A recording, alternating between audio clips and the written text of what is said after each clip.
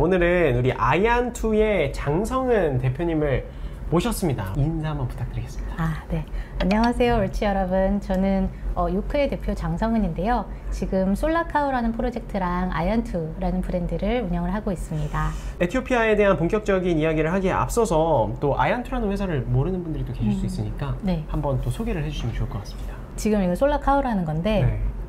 이걸 저희가 학교에다가 설치를 해요. 네. 그러고 나서 아이들한테 우유병 모양의 그 배터리를 주거든요. 네. 그러면 이건 학교에서만 충전이 가능해요. 에티오피아에는 정말 불이 없어요. 네. 전기가 없고 아이들의 출석률도 굉장히 낮은데 저희가 이걸 설치를 딱 해주면 부모님들이 감사의 마음으로 좋은 커피를 저희에게 공급을 해주죠. 진짜 아프리카 중에서도 이 에티오피아가 정말 열악해요. 딴 나라 가면은 교장 선생님네 집 아니면 뭐 이장님 집 이런 데는 불이 있단 말이에요. 근데 여긴 없어요. 이거를 우리 혼자서는 절대 못한다.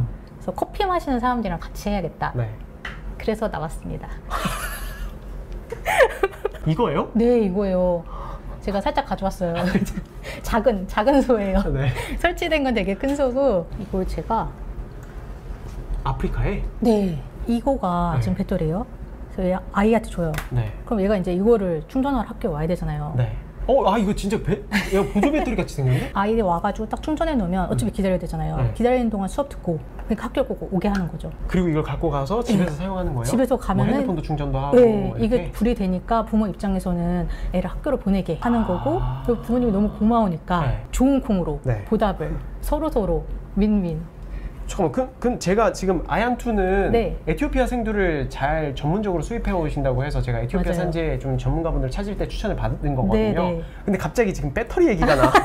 그러면 맨 처음엔 생두 네. 수입부터 시작하신 게 아니라 그게 아니죠. 이 솔라카우부터 시작하신 거예요? 그렇죠.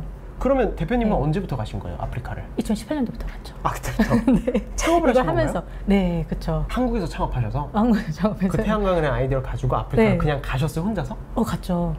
누가 저희 팀원들이랑 몇 분이서 가셨어요? 그때 한 4명, 5명 갔어요.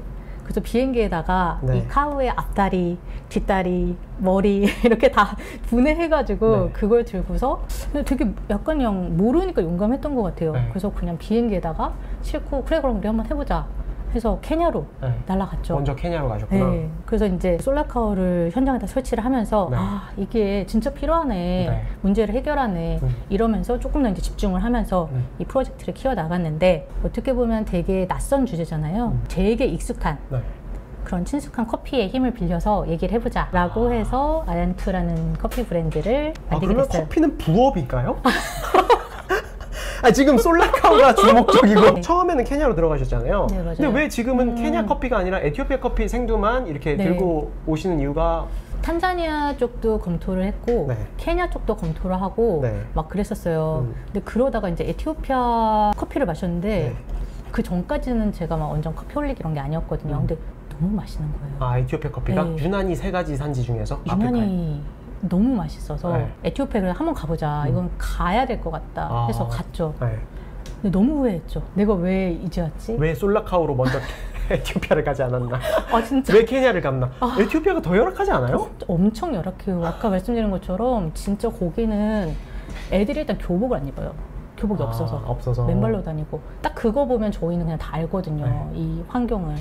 근데 진짜 에티오피아는 정말 너무너무 열악한 지역이어서 솔라카우랑도 너무 찰떡이고 커피도 너무 맛있고 게다가 너무 유기농이고 그리고 너무 그 신이 준 정말 그런 환경. 네, 맞아요. 네, 그래서 후회했죠. 에티오피아로 들어올 것 같아요. 에티오피아 들어갔는데 솔라카우를 가지고 비행기를 탈 때 케냐 행이 아니라 에티오피아 행을 끊었어야 되는데. 그러니까 반성합니다. 그때가 몇 년이에요, 그러면? 2018년이죠. 그때? 그러니까 에티오피아는 네. 작년이죠. 한국 커퍼들이 까다롭기로 소문나고 있거든요. 그쵸. 전 세계에서도 너무 정밀해서 맞아요. 이 커피가 시장에서 가격 대비 그 퀄리티가 인정되지 않는다라고 하면 안 산다. 뭘 처음에는 모르잖아요. 그 진짜 삽질 진짜 많이 했어요. 네. 지금 저희가 가져오는 콩들 보면 다 COE 2022년 1등. 네. 이제 그렇게 하게 된 것도 어떻게 보면은 그냥은 못 가져왔을 것 같아요. 저희가 그냥 나 생두 트레이딩 해야지 하고 그냥 찾아갔으면 뭐 여러 가지 막 다 하다가 고생 하다가 이제 막 이런 데들도 이제 조금씩 이렇게 알게 되고 이랬을 것 같은데 저희는 거의 그냥 바로 그냥 이 농부랑 하자. 그렇게 해서 바로 가고. 네, 근데 그때가 이미 그 COE 작년, 그러니까 2022년 COE에서 1위로 이 농부가 낙찰되고 엄청 인기가 바로 직후라서 그런 엄청 인기가 농부들 많았어요. 그렇게 인기가 많을 때는 그 생두를 또 구하기도 힘들잖아요. 그니까요. 그 양을 확보하는 것조차 힘들 텐데. 그쵸. 그거는 어떻게 하신 거예요? 근데 저희 그때는 완전 이제 진짜 쪼렙이었을 텐데. 아 지금은 좀 고렙인가요? 아, 지금 약간 조금 지금은 생겼어요. 약간 그때는 그럼요. 쪼렙이라고 하셨나요? 아, 지금은 네. 좀 오른 레벨이고 약간. 제가 엄청 얘기했죠. 네. 너네 불 있냐? 없다. 너네 아, 불 있냐? 이걸로 협박하셨구나. 야. 협박이라뇨. 죄송해요. 죄송해요. 네, 협박이 아니라 이걸로 네. 설득을 하셨군요. 너네 커피 있냐? 우리 불 있다. 이렇게 해가지고 맞바꾸자. 좋은 트레이딩, 커피를 정말. 커피를 좀 줘라. 이걸로 시작하셨잖아요. 그리고 그쵸. 작년에 에티오피아를 들어가셔서 생두를 네. 시작하셨고 네. 결국 산지에서 물론 좋은 농부를 컨택해서 그들을 설득하는 것도 중요하지만 네. 컵을 보는 능력도 되게 중요하단 말이에요. 그쵸. 바잉을 해야 되면 그쵸. 이게 한국 시장에서 팔릴 것인지 안 팔릴 것인지를 내가 많은 내 안에 있는 빅데이터와 경험으로 인해서 이거 좋은 가격이다. 한국에서 팔리겠다라는 의사결정을 내리려면 네네. 컵을 잘 볼 줄 알아야 되는데 그럼요. 이게 네. 잘 팔릴까 안 팔릴까? 이 가격이 내가 이들한테 눈탱이 맞지 않고 사는 가격일까 아닐까를 맞아요.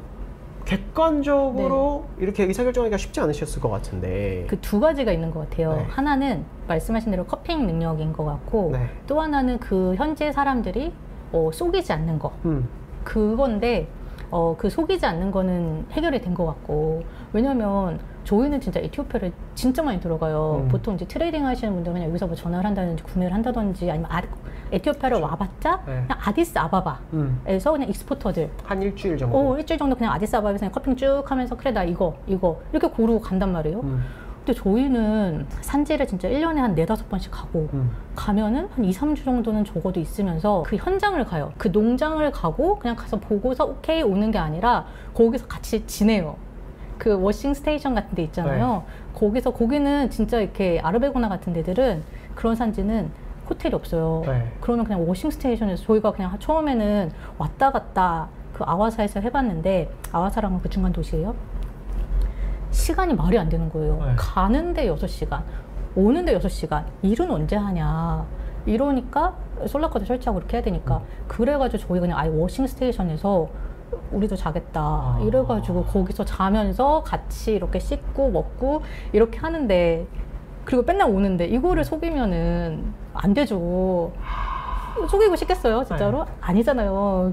그래서 그래서 저희가 그 부분은 확실히 강점이 좀 있는 것 같아요. 그러니까 어떻게 보면은 이 생두를 수입하고 다이렉트 하는 회사들을 보면은 저도 이제 그 그런 회사에도 있어봤거든요. 근무를 해보고 했으니까 되게 중요한 게 관계더라고요. 그러니까 신뢰도가 이렇게 몇 년씩 쌓이면서 이들과 우리와 칼리브레이션이 되는 거예요. 그래서 이 생두를 보내는 농장은 얘네는 요 정도의 가격에 요 정도 퀄리티면은 걔네한테 보내도 돼.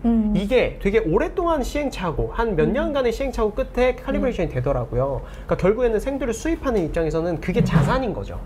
그렇게 수년간 쌓인 관계로 인해서 너무 싱크가 잘 맞아. 야, 저기는 그거 그냥 얼마에 이게 필요할 거야. 아니면 좋은 커피는 저기다가 먼저 보내야 돼. 이런 관계. 지금 아이안투는 좀 그런데 메리트가 있는 거네요. 완전 거기에 들어가서 그들과 몇 주, 뭐 몇 번을 지내다 보니까 그 몇 년의 기간을 이렇게 단축시킬 수 있는 거잖아요. 이 사람들이 이제 어떻게 보면은 별로 속이고 싶지 않은 그런 상황이니까 이거 고장나면 우리가 고쳐주기도 하고 이래야 되는데 이상한 콩 주면 안 되겠죠.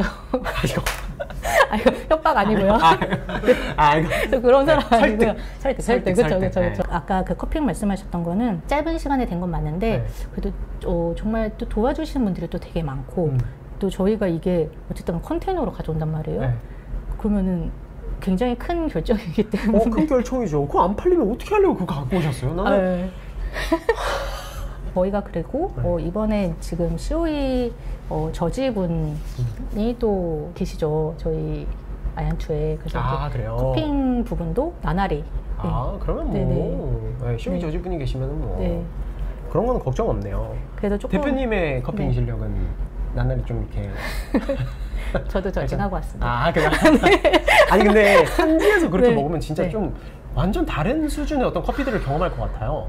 근데 사실상 그 생두 바잉할 때 보니까 어려운 점이 오히려 산지에서 커핑을 너무 프레시할 때 하면은 안 좋아요. 그쵸. 네, 이게 레스팅이 잘 안 된 상태이기 때문에 오히려 가져왔었을 때 좀 레스팅 된 다음에 먹으면 아, 더 맛있다, 더 맛있다. 약간 이런 부분들이 있거든요.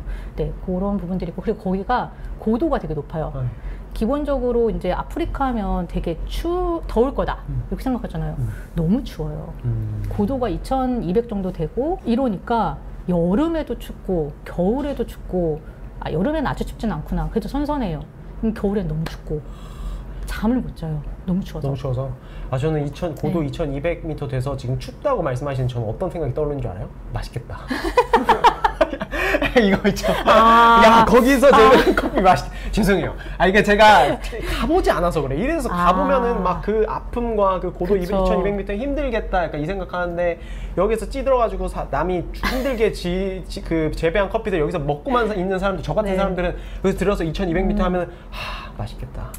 그쵸. 이 생각밖에 안 나니까. 그쵸. 거기서 그래서 이제 저희가 커핑을 할 때 거기서도 하지만 한국에 와서도 분명히 다시 해야 돼요. 왜냐면 물도 그렇고 로스팅도 그렇고 예, 그런 고도나 이런 것들이 있기 때문에. 근데 위험하진 않으세요? 그렇게 여성으로서 그 아프리카에 또 몇 주씩 또 사람들이 외국인이 많이 없는 지역에 맞아요. 호텔도 없고 지금 에티오피아 같은 경우에는 치안이 그렇게 좋지 않은 상황이라고 알고 있어서. 치안이 그렇게 좋지 않아요. 왜 그러냐면은 티그레이 쪽에 이제 그 내전이 계속 있어요. 그 이쪽에서 보면은 아마라 그 다음에 오로모 두 부족 간의 싸움이 있고 또 위에서는 이제 또 티그레이 쪽에서 계속 내전하고 그래서 저희 그 지부티로 그 에티오피아는 그 자체 항이 없어요. 그래서 지부티 항을 이용해서 이제 그 물건을 보내거든요. 근데 거기에 저희 콩이 자칫했으면 작년에 이렇게 잡힐 뻔했어요. 그 반군한테. 그럼 그냥 뺏겨요? 홀드하고 안 주죠. 왜냐면 다 돈이잖아요. 컨테이너가 엄청 비싼 돈이잖아요. 그러니까 이제 그런 위험들도 조금씩 있어요. 위에는 약간 그런 위험이 도사리고 있고 아래는 또 게릴라가 엄청 있어요. 그래서 저희가 구지를 지난번에 못 간 게 조금 위험해가지고 처음에 갔을 때는 진짜 엄청 위험하다고 내려가지 말라고 했는데 이렇게 봤는데 별로 안 위험해 보여? 좀 안 위험해 보여. 우리 좀 험한 데 많이 다녔어가지고 막 콩고 가면은 기관총 들고 있거든요. 시내에 유행군들이 기관총 갖고 다녀요. 그때 진짜 많이 놀랐었거든요. 근데 왜 그거 보면 괜찮은 것 같은데? 라고 생각했다가 한 커피 농장 갔더니 총 들고 있어가지고 너무 무서워가지고 그 스타벅스 농장이었는데 지키는 거예요. 스타벅스가 소유한 농장이었어요? 그래서 그냥 빨리 가자고 막 그 같이 간 친구한테 목숨이 중요한 것 같다. 그래가지고 이렇게 가게 됐는데 전혀 위험하지 않다고 했는데 어쨌든 간 그래서 저희가 남쪽에는 또 게릴라가 있어요. 그래서 너무 밑으로는 조금 위험해요. 구지 지역도 약간 위험한 지역이 있어요. 그래서 거기도 구지커피 되게 좋아하는데 아직 저희가 개척을 못했어요. 그래서 올해 좀 개척하려고 하는 지역 중에 하나고 더 밑은 가면 안 돼요. 너무 진짜로. 위험해서. 거기는 그래서 이렇게 납치 소식이 종종 들려오고 그리고 요즘에 치안이 좀 안 좋아져가지고 길에서 구걸하는 사람들도 많이 늘어나고 뭐 이제 이런 부분들이 조금 있기는 해요.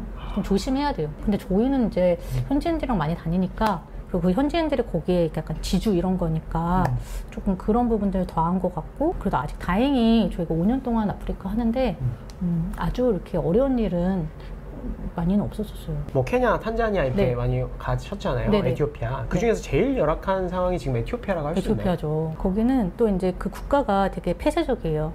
그러다 보니까 물건들 이런 수입이 안 돼요. 달러를 통제를 하거든요. 그런 나라가 지금 에티오피아예요. 그러니까 기업들이 들어가서 활동하기도 어렵고 그러니까 이런 물품들이 들어오기도 어렵고 이러니까 엄청 많이 낙후돼 있는 게 많아요. 커피가 그리고 엄청나게 중요한 달러 수입원이에요. 에티오피아는. 그래서 에티오피아는 국가 차원에서 그걸 통제한다고 들었거든요. 뭐 어느 나라든 약간 비슷하긴 하지만 워싱 스테이션을 소유하고 있는 사람이 농부 단위에서는 거의 좀 힘드니까 자본이 많이 투여가 돼야 되잖아요. 그래서 이런 농부들이 워싱 스테이션에 커피를 보내잖아요. 그리고 그렇죠. 거기서 가공을 하고. 그렇죠. 그다음에 그 가공된 커피가 에티오피아 경우에는 그 커피들을 수출할 때는 국가에서 통제한다고 들었거든요. 그거는 아니고 어떤 게 있냐면은 저희도 케냐나 이런 데서는 전혀 안 그랬었어요. 근데 에티오피아를 가니까 그 커피 그 통과하는 그 길목에 군인들이 지키고 있어요. 그래서 차량 들어갈 때도 검사를 하고 나올 때도 검사를 해요. 그러니까 커피의 그 반입과 반출을 통제를 하는 거죠. 그렇지만 국가가 판매를 하는 건 아니에요. 판매하는 거는 그 워싱 스테이션 소유주들이 민간이에요. 다 거의 뭐 협동조합이나 민간이나 이런데 네. 이제 그거를 예를 들면은 내가 뭐 시다마에 아르베고나에 있어요. 근데 그거를 다른 지역으로 가져가는 거는 안 되는 거예요. 그러려면 계약서랑 이런 게 다 있어야 돼요. 그래야지 그 커피 트럭이 이렇게 통과를 하고 네. 오케이 이거 통과할 때 그럼 서류 내놔. 그래서 서류가 없으면 계약서랑 서류랑 막 이런 거 다 있어요. 뭐 내셔널 뱅크가 뭐 어프로벌을 하고 이런 것들이 있는데 네. 이런 게 없으면은 못 나가는 거예요, 차가. 뭐 케냐도 가보셨고 네. 거기에도 이제 현지인들이랑 많은 관계를 쌓으셨을 거 아니에요. 네네. 그래도 이제 전기도 가지고 있고 전기를 등에 업고 네. 설득할 수 있는 네. 농장들이 많을 텐데 왜 에티오피아만 고집하세요? 일단은 에티오피아가 너무 맛있다. 네. 첫째. 그리고 두 번째 너무 열악하다. 그리고 세 번째는 사람들이 좀 좋은 것 같아요. 약간 정말 친구 이런 개념을 쓰는 게 조금 저한테는 에티오피아라 가지고 그게 되게 좋은 것 같아요. 친구라서 되게 열받게도 해요. 수확 환경은 좀 다른 게 있어요? 케냐랑 왜 에티오피아 커피는 맛있을 수밖에 없는가? 에티오피아 그 커피들의 어떤 과일스러움과 네. 꽃스러움과 이런 네. 것들을 따라오기가 힘들잖아요. 또 다른 나라 커피들은. 힘들어요. 왜 그럴까요? 근데 진짜 에티오피아는 그 지역 내에서도 커피가 진짜 어떻게 보면 전 세계 커피의 맛이 다 에티오피아에 있다라고 할 정도로 지역마다 그의 특성이 되게 다르거든요. 뭐 진맛 쪽 되게 다르고 뭐 벤치마지 쪽 다르고 그 다음에 뭐 시다마에서도 아르베가노 쪽, 뭐 벤사 뭐 이쪽 조금 비슷하지만 뭐 구지, 이르가짜페 뭐 이런 게 다 달라요. 토양이나 이런 것들에서 되게 많이 좀 차이가 나는 것 같고 그리고 되게 다 유기농이고 COE 에티오피아 디렉터가 저한테 한번 물어봤었어요. 제가 이제 영어 이름이 센인데 네. 에티오피아 이름이 세나고 세나 이러면서 도대체 에티오피아 커피의 문제점이 뭐라고 생각해? 이렇게 물어보는 거예요. 네. 그래서 제가 대답한 거는 에티오피아는 게으른 천재 같아. 이렇게 말했었어요. 왜냐면 농부인데 그게 농부 아니다고. 따기만 하는 게 무슨 농부야. 다른 지역들은 케냐도 진짜 막 이렇게 이렇게 비료도 많이 주고 그 다음에 이렇게 프루닝도 많이 하고 막 이렇게 한단 말이에요. 근데 이 친구들은 너무 그런 거를 많이 안 하는 편이에요. 교육이나 이런 것들도 거기는 엄청 많이 알고 종도 알고 종도 분리도 하고 막 이런 것들이 되게 많이 잘 돼 있는데 이 친구들은 그런 것들이 조금 부족해요, 아직. 그럼에도 불구하고 정말 기가 막힌 건 결과물을 보면 맛있어. 와, 맛있어. 그건 그냥 때로와가 준 어떤 그쵸, 환경이 주는 정말 없네요. 축복이다. 근데 이 천재가 이제 각성을 하면 어떤 일이 벌어질까? 저희는 그게 너무 궁금하고 그런 프로젝트를 이제 에티오피아 농부들이랑 같이 하는 것들을 이제 좀 준비를 하고 있죠. 그냥 케냐, 뭐 탄자니아, 에티오피아 농부만으로 봤을 때 제일 열심히 하는 국가는 어디라고 할 수 있어요? 케냐가 그래도 좀 잘 돼 있는 것 같아요. 체계나 이런 시스템들이. 근데 거기도 카르텔이나 이런 게 되게 심하거든요. 이제 그런 것들이 좀 있기는 한데 그래도 거기는 이제 뭐 품종이라든지 이런 것들이 조금 더 잘 되어 있어요. 그치만 에티오피아는 커피 소비가 엄청나거든요. 그 자국들이. 거기는 케냐나 이런 데는 다 티 문화예요. 이제 영국 지배를 받았기 때문에. 근데 에티오피아는 자국민들의 커피 소비가 엄청나요. 왜냐면 하루에 세 번 이상 커피를 마시니까. 근데 좀 슬픈 건 좋은 커피를 못 마셔요. 원래 다 좋은 커피들은 다 수출하잖아요. 다 수출해요.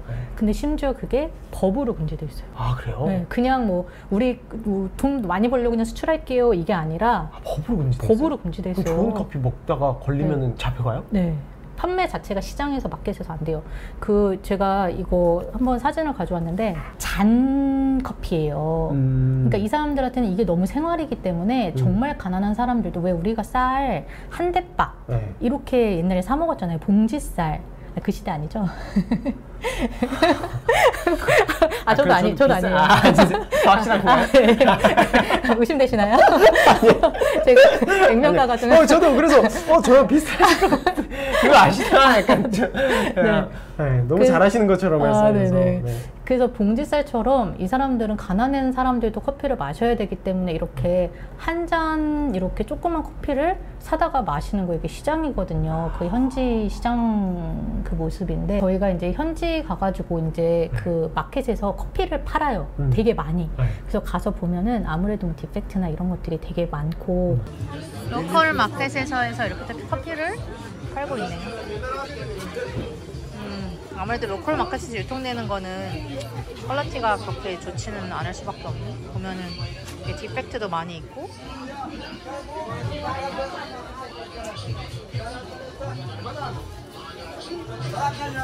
G1, G2, G3, G4 있잖아요. 근데 그거는 언더그레이드예요. 언더그레이드를 이제 그 시장에 나와서 이제 하는 건데 네. 가격이 그럼 되게 싸야 될 것 같잖아요. 네. 안 싸요. 자국민들한테? 자국민들한테 거의 스페셜티 가격이에요. G1, G2, G3, G4가 예를 들어 키로당 뭐 그러니까 키로당 언더그레이드가 언더그레이드가 G2, 뭐 G1 가격인 거예요, 거의. G4도 안 되는 게? G4도 안 되는 게. 그러니까 G1, G2, G3, G4는 다 수출을 해야 되는 거고 수출하고. 그럼 G4도 안 되고 뭐 약간 G5, G6 같은 그쵸, 이런 그레이드가 뭐 G4나 언더그레이드 쪽이 자국민들한테 스페셜티 가격으로 팔려요? 네, 거의. 아주 하이급은 당연히 아니지만 네. 거의 G2, G1 가격에 팔려요. 그럼 뭐 이르가짜페 이런 데 거는 그러니까 네. 예가체프 이런 데 거는 거의 그 가격에 팔려요. 800비르. 800비르면 거의 8불이거든요. 언더그레이드인데 어마어마한 거죠. 비싸네요. 엄청 비싼 거죠. 그리고 그 사람들의 소득 수준을 생각해 보세요. 그렇게 판매를 할 수 있다면 농민 네. 부자가 될 수 있잖아요. 그 뭐 세금 비율이 높은 거예요? 근데 이제 좋은 거는 못 파는 거잖아요. 네. 수출을 해야 되는 거죠. 네. 좋은 거는 수출해야 되는 거고 이제 언더그레이드나 이런 것들은 이제 그 로컬 마켓에 파는 거고. 근데 거기는 달러를 원하죠. 환전했을 때 이런 메리트가 있기 때문에 네. 더 곱하기 몇십 %가 된다고 보시면 돼요. 그 달러로 이제 결제를 받잖아요. 네. 우리한테 이제 수출을 하게 되면 이제 뭐 그런 좀 되게 복잡다단한 일들이 있는데 그런 것 때문에 이제 그리고 국가에서 정책적으로 그러니까 법으로 막아버리는 거죠. 만약에 국내에서 소비를 할 수 있게 한다. 그러면 좋은 커피 그 사람들이 다 마시면 달러가 없잖아요. 국가 입장에서는. 그러니까 그걸 그래서 법으로 그걸 막아놔야 되는 거죠. 국가 입장에서는 네. 자국 내에서 다 소비하면 그게 뭐예요? 달러가 못하니까. 네. 자기네들은 이제 달러가 필요하니까 이제 이건 법으로 해서 좋은 거는 수출 이렇게 하고 있어요. 아니 우리한테 막 김치를 네. 진짜 맛있는 김치는 못 먹어 이러면 너무 수출해야 돼. 네. 제일 맛있는 김치는 다 수출해야 돼. 다 수출해야 돼. 법이야. 이러면 너무... 너네는 그레이드 너무 떨어지고 그 완전 밑에 그레이드만 먹어. 이런 거 아니에요? 그래서 이게 어떻게 보면 발상지잖아요. 네. 그리고 진짜 좋은 커피들이 많이 나는 곳인데 그런 건 좀 안타까운 것 같아요. 자국민들은 그러면 어떤 방식으로 커피를 추출해서 내려 먹어요? 거기는 에티오피아 뭐 에스프레소 머신이나 이런 게 없을 네. 거 아니에요? 그런 거 없어요. 그런 거 없고 제가 그 자료를 준비했는데 지금 이걸 보시면은 이렇게 절구에 해가지고 요거를 내추럴인데요. 이걸 깝니다. 그거를 이제 이렇게 그 가마솥 네. 뚜껑 같은 데다가 이렇게 볶아요. 네. 볶는데 좀 많이 볶아요. 까맣게. 네. 그래서 지금 이 사진을 보면은 요렇게 저희가 같이 해가지고 그 커피를 마셨었어요. 그게 이 사람들이 처음으로 약간 이렇게 라이트하게 네. 볶아서 마신 최초의 커피였어요. 다 다크하게 볶아요? 다크하게 볶은 다음에 제베나라고 하는 게 있어요. 네. 이 지금 보시는 얘가 네. 그 제베나예요. 그 여기다가 그래서 약간 한약 같은 네. 그런 느낌으로다가 진하게 우려서 마셔요. 그래서 이제 약간 핸드 드립 같은 거 해서 그때 한번 같이 마셨거든요. 네. 너무 연하다. 너무 연하다라는 게 이제 처음 맛이었고 네. 그 다음에는 좀 되게 놀랐죠. 아, 우리 커피가 이런 맛이 나는 거였어? 그런 것들도 이제 이 농부들이 좀 처음 경험하는 그런 부분들이었어가지고 저희도 되게 재밌었어요. 그러면 평생 동안 커피를 그렇게 많이 마셔도 그쵸. 항상 다크로스 있는 커피를 맞아요. 이렇게 절구통에 빻아가지고 네. 껍질 벗겨가지고 그 다음에 그거를 가마솥 그 뚜껑 같은 데다 이렇게 해가지고 가마솥에 그냥 네, 뚜껑 같은 데다가 이렇게 볶아요. 뚜껑에다가 네. 그래서 이렇게 도구도 있어요. 이렇게 하는 그렇게 한 다음에 그걸 갖다가 분쇄를 해가지고 빻아가지고 그거를 이제 저 제베나에다가 팍팍 끓여가지고 저 밑에 그러면 거죠. 커피 파우더들이 다 그렇죠, 가라앉아 있겠네요. 그렇죠. 에티오피아 사람들 커피 사랑은 어마어마하죠. 그러니까 돈이 없어도 저렇게 커피까지 해가면서 마시는 거겠죠. 그럼 지금 소싱하는 생두들을 네. 다 농장을 직접 방문해 보신 적이 있는 생두들인가요? 네, 저희가 작년에 3가지를 가져왔었어요. 네. 옥션에서 직접 낙찰받기도 하고 이제 진마에서 하나, 그다음에 아르베곤에서 하나 가져왔는데 저희가 다 직접 가서 농부들 만나고 왜냐면 우리는 얘기를 해야 되잖아요. 네. 너네 이거 필요해? 우리한테 좋은 커피 줄 거야? 제일 좋은 거는 우리. 네. 왜냐면 그래야지 이것도 많이 할 수 있으니까. 물물 교환. 네, 물물 교환하고 이래야 되니까. 와. 그래서 저희는 산지를 가야 되죠. 저희가 가야만 되는 이유들이 그런 거죠. 그냥 여기 앉아서 뭐 몇 톤 주세요 이게 안 되고, 우리는 가서 농부들이랑 만나서 얘기하고, 그리고 농부들도 이런 거에 좋은 커피를 만드는 것도 중요한데 그런 의의를 또 같이 하는 것도 되게 중요해요. 그 자기 농부들을 되게 사랑하고 진짜 내가 이 사회에 기여하고 싶다 이런 농부들도 되게 많아요. 근데 안 그런 농부들도 있어요. 이런 거 있으면 아 그래? 쏠라? 그러면 우리 그거 밀링 머신 하는데 나는 그거 하냐고 지금 디젤 하는데 돈을 되게 많이 쓰고 있는데 나 설치해주면 안 돼? 약간 이런 사람들도 있단 말이에요.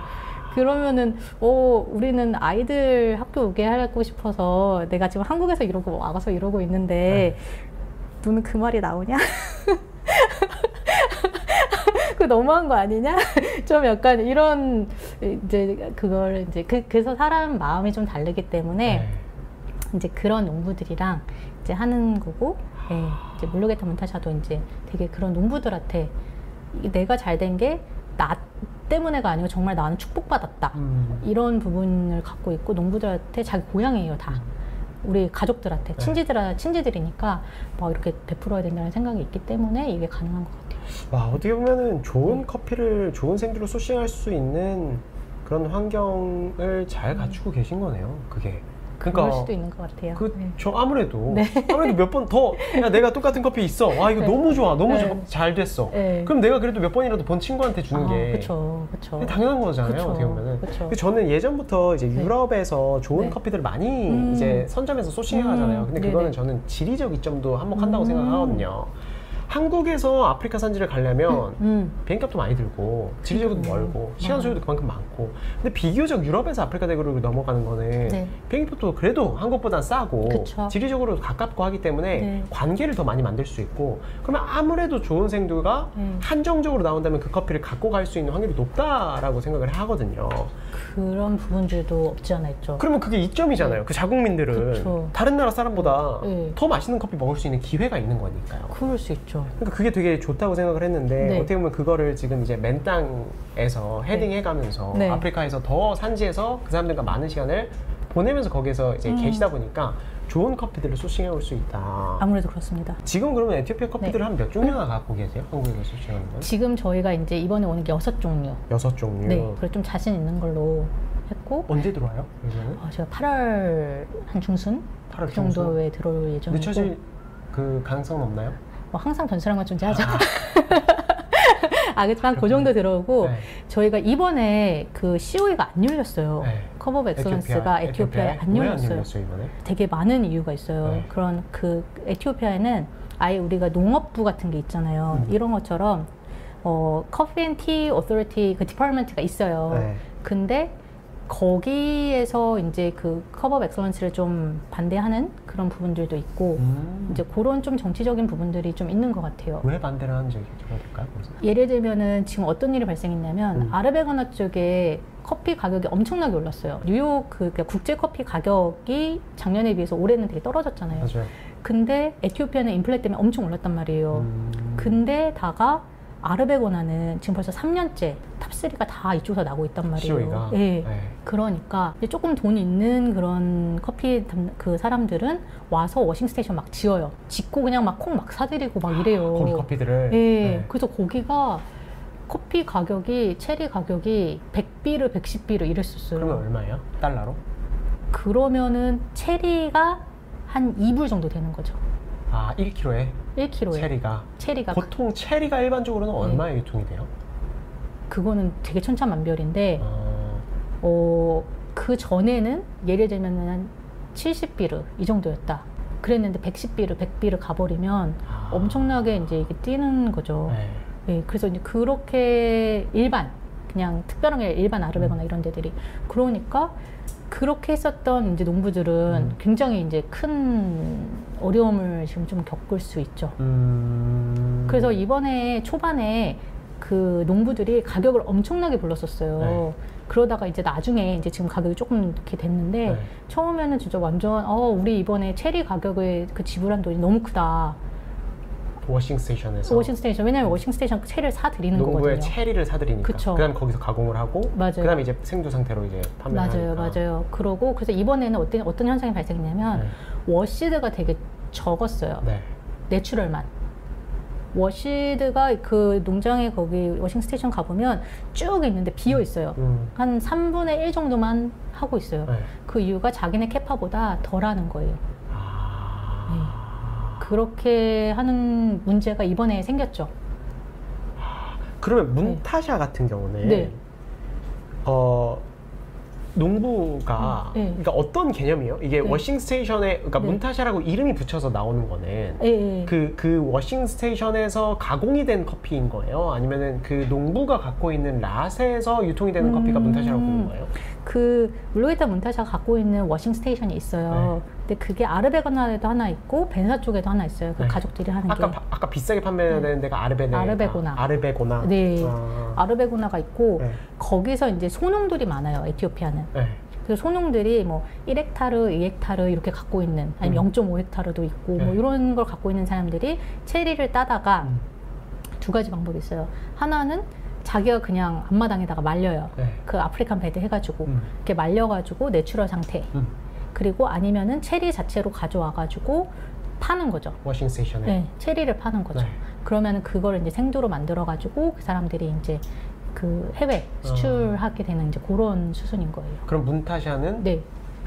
문타샤는 워싱 스테이션 갖고 있는 거예요. 그래서 문타샤가 그 주위에 소농들의 생두를 사들여서 그거를 워싱 스테이션에서 가공하면은 그게 이제 모르겠다 문타샤라는 이름이 붙여져서 유통이 되는 거잖아요. 맞아요. 그리고 보통 에티오피아는 일반적으로 그렇게 이름이 붙여질 때는 워싱 스테이션의 이름이 붙여지나요? 그 농부의 이름이 붙여져요. 그러니까 농부라고 해 농장주, 워싱 스테이션 주. 워싱 스테이션 주. 그렇게 말할 수 있죠. 워싱 스테이션 주의 이름이 붙여지는 거잖아요. 결국엔 왜냐면 모르겠다 문타샤가 그거를 다 직접 재배한 거는 아니잖아요. 그거는 아니에요. 그러니까 그거를 가다가 거기서 워싱 스테이션 소유하고 있으니까. 맞아요. 워싱 스테이션 소유하고 있는 사람만 결국에는 이제 워시드 가공을 할 수 있는 거고. 그렇죠. 그렇기 때문에 워시드는 내추럴 같은 경우는 그냥 소농들이 직접 가능해요. 그냥 판매를 하는 경우도 있고. 그게 수출할 게 아니면.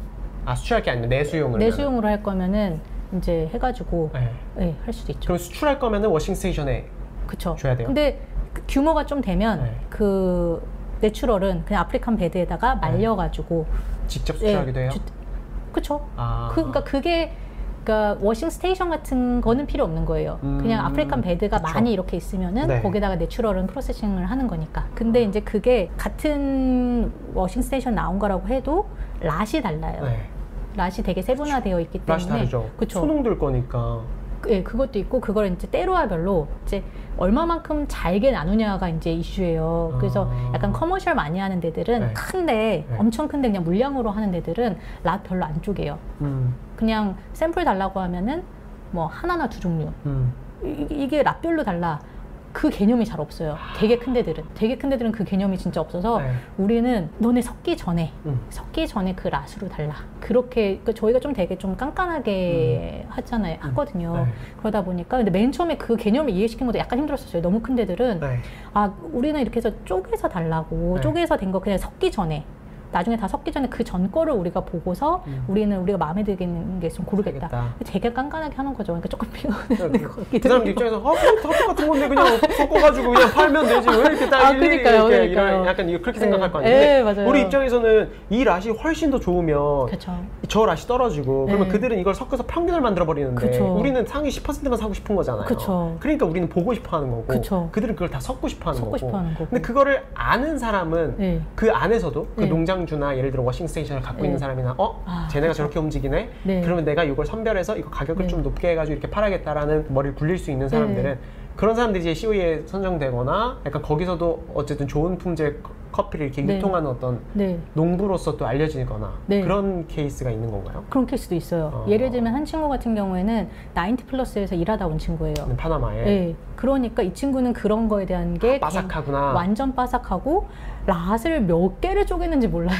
약간 대회용 이렇게 아예 딱 그걸 해버린다든지 이렇게 관리하는 친구들도 있고. 그래서 이번에 그 커브 오브 엑셀런스가 안 열렸잖아요. 이거 왜 자꾸 껌뻑이 아, 이거 지금 충전이 이거 학교 가야 돼요. 아, 그래서 이번에 커브 오브 엑셀런스가 안 열렸잖아요. 네. 그러니까 농부들이 엄청 실망도 많이 했어요. 네. 물론 우리 고객들도 너무 기다렸어서 안 돼서 너무 실망을 많이 했지만 이 사람들도 되게 많이 실망했어요. 그래서 제가 그 소식을 들었었을 때 이제 안 열린다. 그래서 CO에서 연락이 와가지고 그걸 바로 이 친구한테 야 이번에 CO에 안 열린대. 했더니 놀래가지고 아 정말 세나 정말 이래가지고 막 이러더니 아 그러면은 내가 COE 위해서 준비한 거 그러면 너 줄게. 이렇게 딱 해가지고 그래? 그럼 우리 살게. 사실 확인 들어갑니다. 아 진짜요. 정말이에요? 진짜요. 대박이다. 너무 훌륭합니다. 지금 이번에 그 우는 콩도 너무 맛있고 정말 너무 깨끗하고 저 걱정을 많이 했어요. 네. 우리 고객들의 기대치가 좀 많이 높아졌거든요. 그런데 혹시 조금 부족하면 어떡하나 했는데 걱정하지 않아도 되겠다. 나는 이제 근데 저는 돌아가서 네. COE가 아까 아르베고나에서 커피가 너무 지나치게 높은 가격에 3년 정도 COE 입상하니까 거기에 있는 그 커피들이 지나치게 높은 가격에 유통이 돼서 이번에 COE가 안 열렸다고 했잖아요. 그것도 한 요소가 있는 거죠.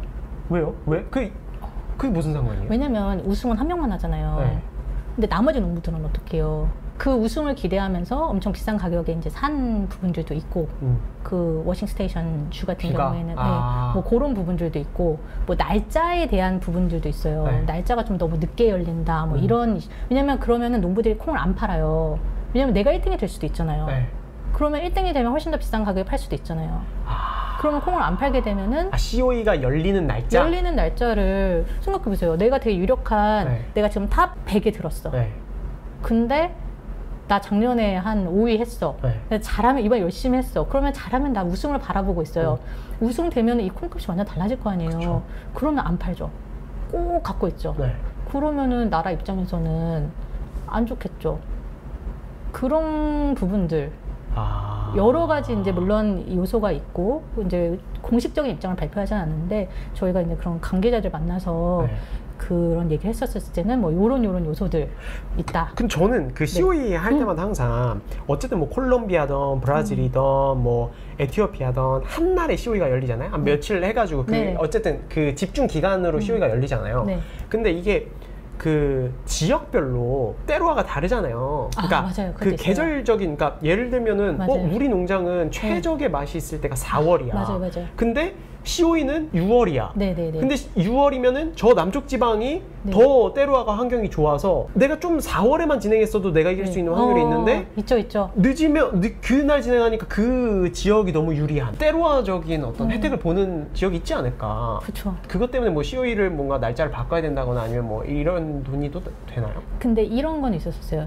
그 게데비라는 지역은 또 그 휴미디티가 일정 그 부분에 안 들어오면 또 콩 사이즈가 작으면 아예 예선에서 탈락시키는 경우가 있어요. 맛도 안 보고? 네, 맛도 안 보고 그 외형이나 이런 거 자체만으로. 왜냐면은 그 닭커핑하려면 너무 힘들거든요. 근데 그게 오히려 거기 같은 경우에는 콩이 좀 마르는데 시간이 걸려요. 고지가 높고 어쩌고저쩌고 해가지고. 근데 그렇기 때문에 그쪽은 COE에 준비해서 낼 수 있는 환경이 안 되는 거예요. 왜냐면 우리가 보면 6월에 열리면 예선전은 훨씬 더 일찍 된단 말이에요.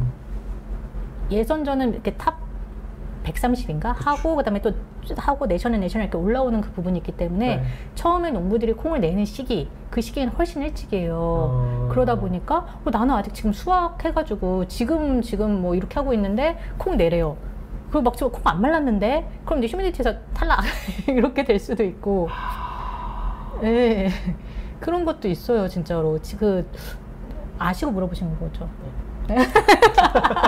어떤 부분은 되게 그 스몰 스크린 빈 이게 진짜 맛있어요. 근데 맛있죠. 이게 또 탈락을 해요. 스크린 사이즈가 너무 작아서. 그거 맛있는 건데. 맛있어요. 저 달라 그러면 안 돼요? 제가 사겠다. 저희 좀 가져와요. 네네네, 좀 가져와요. 너무 좋다. 그 리굿의 게메다 밭에서. 저 너무 좋아요. 저는 세상에 맛있는 생두가 다 한국으로 들어왔으면 좋겠어요. 다 먹게. 진짜 아니 내가 100g, 20g이라도 먹어볼 수 있잖아요. 얼마나 축복이에요 그거. 그 해에만 날 수 있는 건데. 저 진짜 그래서 너무 좋아요. 더 열심히 해주셨으면 좋겠어요. 에티오피아 수확 시기는 언젠가요? 수확 시기는 고도마다 달라요. 근데 이제 좀 낮은 데들은 뭐 한 10월, 11월 정도부터도 하고, 네. 근데 이제 그 아르베고나나 이런 데는 하일랜드라고 불러요. 네. 그래서 하일랜드 같은 경우에는 12월, 1월, 2월, 3월까지도 해요. 아, 12월, 네. 1월, 2월, 3월. 네네네. 그렇게까지도 하죠. 그럼 그게 뭐 재배되고 워싱 스테이션에 모여서 가공하고 네. 뭐 이렇게 해서 네. 수출하고 하려면은 뭐 한 7, 8월에는 한국에 들어오나요? 8, 9월 정도? 빠르면은 하일랜드 거는 빠르면은 6월? 빠르면 6월. 엄청 서둘러서 그 전에 막 다 계약해놓고 막 이렇게 하면 이제 6월. 네, 저는 좀 쉬엄쉬엄 하면 8월 정도. 8월 정도. 이번엔 좀 너무 쉬엄쉬엄 하셨네요. 쉬엄쉬엄 했어요. 아, 그 친구가 결혼을 하더니 네. 좀 게을러졌네요. 좋은 시간을 많이 보내고 있나 봐요. 좀 어때요? 아프리카인 분들의 습성은 좀 이렇게 열심히 일하는 편인가요? 또 이제 각 나라의 어떤 국민적 특성이 있으니까. 그렇게 약간 시간 좀 뭐 늦고 좀 이런 것들 좀 있어요. 당연히 있어가지고 그런 것들 뭐 조금 힘든 거는 뭐 있지만 뭐 어쩔 수 없고, 근데 그 친구들도 되게 또 조금 깨어있는 친구들은 열심히 하려고 하는 부분들도 있고 욕심도 또 좀 있고 잘하려고 하는 그런 것들도 있고, 그리고 또 되게 정이 많아요. 정이 많아서 되게 좀 친구같이 그게 가능한 그 참전용사였잖아요. 그러니까요, 에티오피아. 맞아요. 그 에티오피아 참전용사에서 저희 드라이버는 그 참전용사 후손이에요. 아, 그래요? 네. 제가 그때 우연히 그 택시를 탔는데 우버 같은 걸로 갑자기 코리안이라고 이러면서 막 사진을 막 아빠 그 베테랑 사진 같은 거 엄청 보여주는 거예요. 막 갖고 다니는 거예요. 그게 너무 잡으시는 거예요. 예, 그래서 너무 좋아서 저희가 이제 전속 계약을 하고. 아, 전속 계약. 저희 드라이버로 너무 좋으신 분이죠. 그죠. 그것도 지나칠 수 없죠. 아, 맞아요. 예전부터 좋은 생두는 일본이나 유럽으로 간다는 이야기들이 있잖아요. 네네. 지금은 어떤가요? 좀 뭐 다르다면 혹시 그들이 좋은 생두를 소싱하는 어떤 노하우 왜 그런지 그런 이유가 있을까요? 글쎄요. 요즘에는 또 중국이 많이 가져가요. 근데 뭐 일본이나 뭐 그런 데들도 그렇지만 오히려 지금 그 진짜 비싼 콩 파는 친구들하고 얘기하면 아시아 마켓에 엄청 관심이 있어요. 왜 그러냐면 미국 마켓은 그렇게까지 비싼 콩을 지불하지 않아요. 근데 아시아는 중국 마켓도 그렇고 대만 뭐 이런 데들도 정말 경험해 보는 거, 정말 최고를 경험해 보는 거, 이거에 대해서 사람들이 엄청나게 열광적이거든요. 그렇기 때문에 그 친구들은 미국 마켓보다도 아시아 마켓, 그 비싼 콩도 요즘에 중국 다 가져가잖아요. 그 산지에서도 엄청 중국에서 많이 다 쓸어간다. 지금 이제 커피 약간 붐인데 더 붐 되면 좋은 커피 마시기 쉽지 않아요. 마실 수 있죠. 진짜로. 그러면 에티오피아 산지에 대해서 한국인들이 좀 잘못 알고 있는 상식이 있나요? 예가체프, 이르가짜페 이런 게 가장 유명하잖아요. 한국에서. 근데 그거는 뭐 잘못 알고 있다기보다는 조금 옛날. 아, 그래요? 네. 왜냐면 이게 기후변화나 이런 부분들도 영향을 많이 미치는 것 같아요. 그래서 저희도 이제 맨 처음에는 당연히 이르가짜페 생각했었죠. 그래서 처음에 저희는 진짜 에티오피아 가서 그냥 무작정 이르가짜페로 내려갔어요. 차 빌려서. 얼마? 차 이렇게 해서 하루에 얼마? 오케이. 그럼 이렇게 뭣도 모르지만 일단 이르가짜페로 데려다 달라.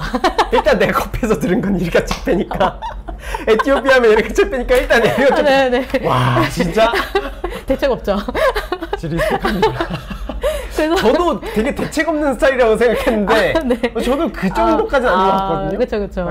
이제 이게 그 자연간의 짬으로 아프리카에서 이제 다져진 일단 가자. 내가 여기서 뭐 고민해봤자 모르겠고 일단 가서 딱 갔어요. 갔는데 나무들이 조금 늙었어요. 나무들이 조금 늙었고 그다음에 기후도 이게 이제 글로벌 기후변화 이런 이슈들이 요즘에 되게 많잖아요. 이제 그렇다 보니까 예전에는 높은 고도에서 커피를 재배를 할 수가 없었어요. 그래서 2200 밑에 이렇게 했었는데 지금은 아르베고나 2300, 2400이에요. 그 꼭대기에서 커피 나무가 진짜 그 고도에서 이렇게 자라고 있는 거예요. 그래서 밀도가 되게 높아요. 지금 보시면은 이게 지금 밤에 그 농부들이 콩을 가지고 오는 거예요. 이렇게 당나귀에다 실어서도 가져오기도 하고 다 체리거든요. 그래서 지금 이 되게 약간 아날로그적인 이 눈금자로 해가지고 재서 돈을 얼마 받는 건지 기입을 해요. 그 장비하고 이게 밤에 워싱 스테이션 모습이고 이게 지금 펄핑 하는 그런 거고 저희가 가면은 그냥 이렇게 보고 오는 게 아니라 이게 그 워터 탱크예요. 올라가요. 전데 올라가서 이렇게 보죠. 내려다 보죠. 그러면 이런 차이가 있어요. 워싱 스테이션. 네, 이런 거 처음 보셨죠? 네. 약간 좀 집요해요. 집요하게 그냥 뭐 이렇게 다 돼 있고 그냥 빨간 체리 이것만 보는 게 아니라 물은 어디서 오냐, 물을 어디서 끌어오고 그 물을 관리 어떻게 하는지 올라가서 직접 봐요. 근데 이 딱 보면 어떤 게 맛있을 것 같아요? 오른쪽 게 맛있을 것 같아요. 맛있을 것 같아요. 왼쪽에 맛있으면 설마. 너무 이게 약간 그 물에 있는 미네랄. 고형 성분이 많아가지고 이게 물 안에 그래서 혹시 감칠맛을 더해주거나 그런 건 아니죠? 그건 아닙니다. 오른쪽 게 더 맛있고. 그래서 이렇게 물도 보면서 정말 깨끗한 물로 관리하는 게 또 되게 중요해요. 안 그러면은 그 맛이 클린컵이 좀 안 나오니까 이제 직접 이런 것까지 다 체크해 가면서 보죠. 왜냐면 겉으로 이제 뭐 레드체리 이렇게 하는 거는 이렇게 고르면 이제 되는데 근데 그건가 다가 아니니까 물이나 이런 것들도 되게 중요하다는 걸 알기 때문에 이제 그런 식으로 저희가 좀 꼼꼼하게 현지를 많이 가기 때문에 관리를 하고 있습니다. 근데요. 예가 체프는 조금 옛말이다. 예가 체프가 무슨 말이냐? 예가 체프가 지금은 좋은데 아르베고나가 배세다. 이러면 저희가 예가 체프가 못 가져오잖아요. 그러네요. 근데 좋은데 어떻게 보면은 조금 영한 그 트리 나무가 한 5년 그러니까 막 너무 오래된 나무는 아무래도 맛이 없어요. 그러니까 조금 한 5년에서 10년 아니면 4년에서 10년 요 정도 안쪽으로 들어오는 그런 지역이 있으면 저희가 가서 보고 괜찮다 그러면은 사올 거지만 그냥 좋다고 해서 예전에 좋았다고 해서 가서 그냥 거기 농장 거를 살 수는 없다. 가서 봐야 된다. 보고 나무 체크하고 땅 체크하고 이파리 봤었을 때 뭐 질소 이런 거 부족하면 노랗게 된다든지 이런 거 다 체크하고 그렇게 하고 사죠. 대박이네요, 진짜.